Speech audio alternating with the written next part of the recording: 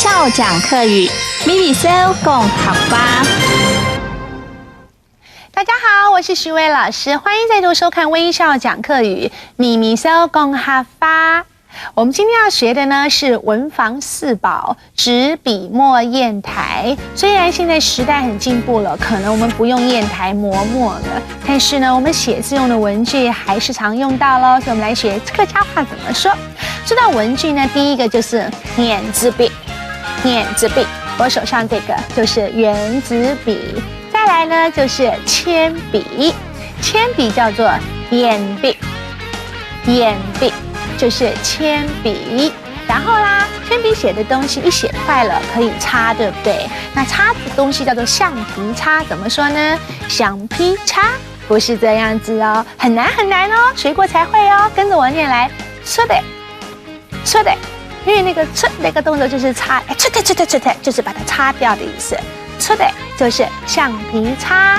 那么这些东西呢，都要放在哪里呢？放在铅笔盒里面。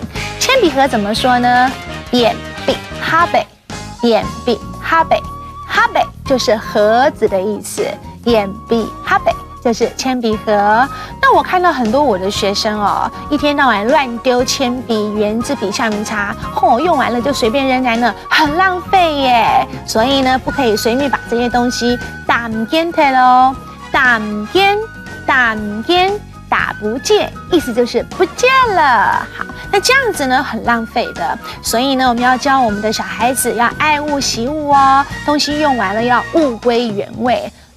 莫轻大送，莫浪费。大送，按照字面上的意思就是打爽，打得很爽，不是这个意思，千万不要误会了，而是指浪费，或者呢，可以直接从国语直译过来，有种说法叫做浪费。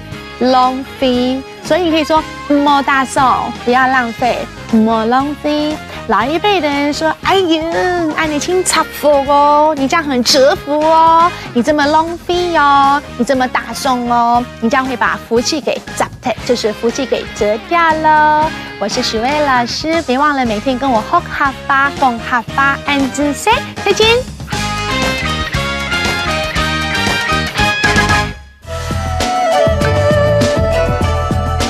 行政院客家委员会策划